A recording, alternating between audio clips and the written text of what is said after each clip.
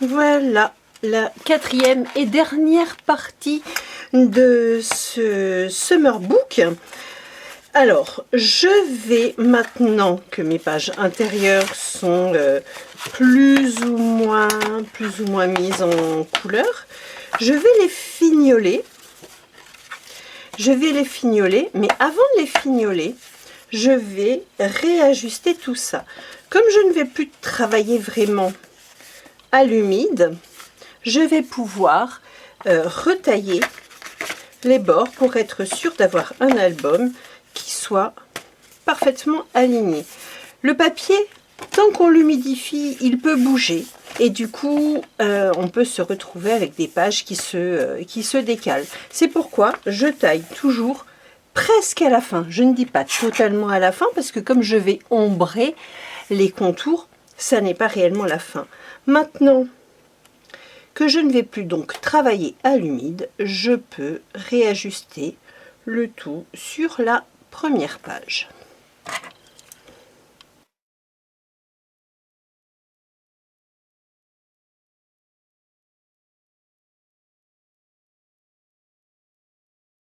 Une fois que ceci est fait, eh bien, je vais faire mon travail, on va dire, presque habituel, qui va être celui d'ombrer mon contour pour ajouter un petit peu de contraste. Donc là, je suis dans les couleurs chaudes. Je vais faire un test sur cette feuille qui m'a servi à récupérer ce qu'il y avait sur les fonds pour voir si mon bleu contrasterait bien ou si au contraire il écraserait le tout. Et non, vous voyez, ce bleu Mermaid Lagoon de chez Distress serait absolument parfait. Je vais donc faire les contours de toutes mes pages de cette façon-là.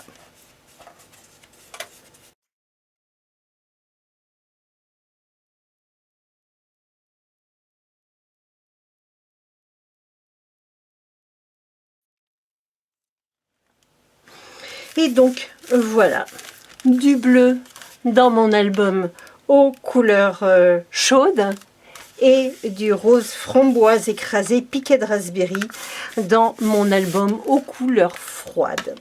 Je vais maintenant commencer à traiter mes pages et pour ceci, donc je vais utiliser ce que j'ai déjà fait, ce que je vous ai déjà montré, c'est-à-dire de l'encre noire, de l'encre archivale, des tampons de texte divers.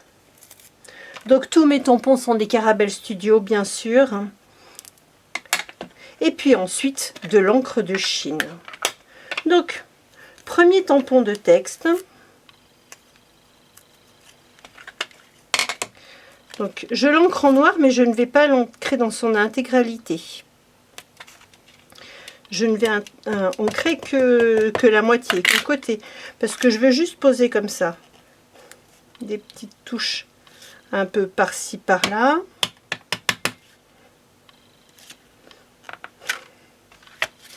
Voilà,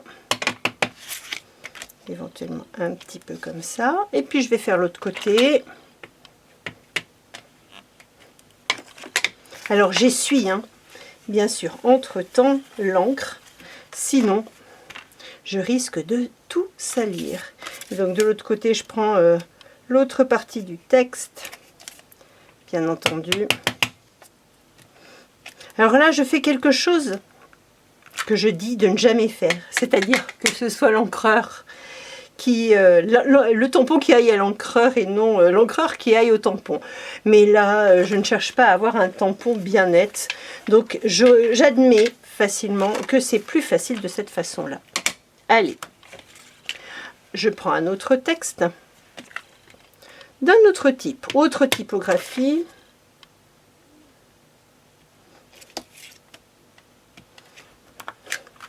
Alors, il y a des endroits que j'admets aisément mal ancrés.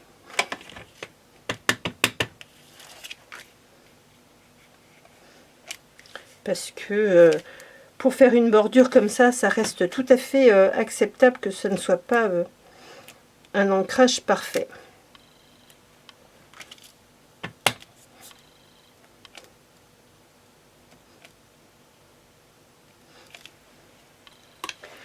Et puis j'aime bien ajouter comme ça des petites étoiles.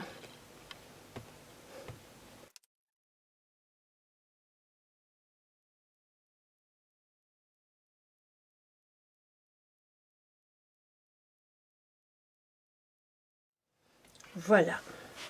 Mon petit cadre grunge est presque terminé. Pour le terminer totalement, bien entendu, je vais utiliser ma petite recette miracle, c'est-à-dire mon encre de Chine, alors avec des gouttelettes comme ça, mais également, maintenant vous commencez à avoir l'habitude, des traces de bouchon.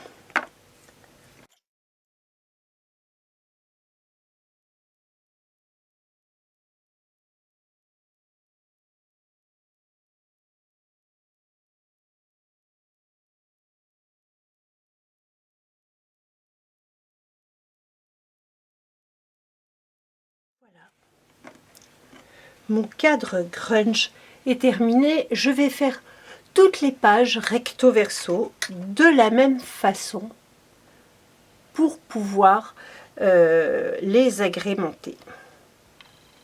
Et je laisse bien sécher évidemment. Alors, dans ces chutes-là, ce qui peut être rigolo de faire, ce sont des sortes de petits nuages comme ça. Alors,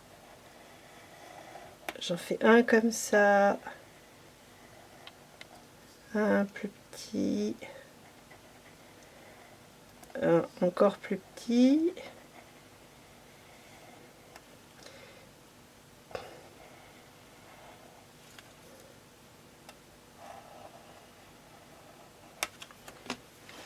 et puis je les agrémente de petits zigouigouis, on dit en français. Donc de petits dodelings. Alors je ne suis pas une dodeleuse née, mais je fais à la hauteur de mes capacités.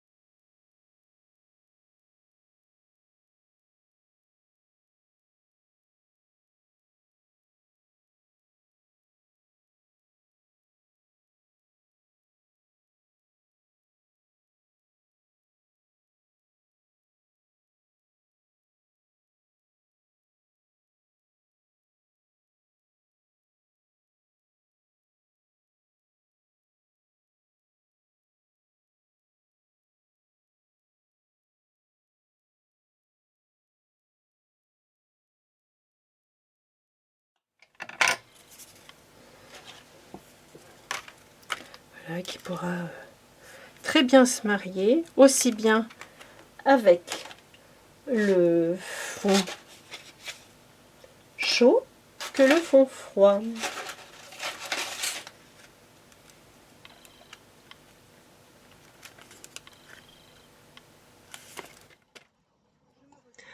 On peut aussi récupérer les pages sur lesquelles on a nettoyé notre rouleau brailleur pour perforer des petites formes, par exemple ici des petites bulles.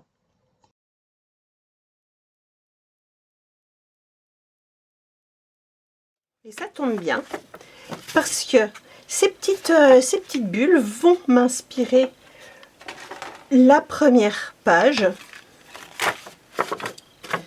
qui aura une signification en français, mais peut-être pas en anglais, je l'admets, c'est buller au soleil. Quoi de mieux l'été que de buller au soleil et ne pas faire grand-chose.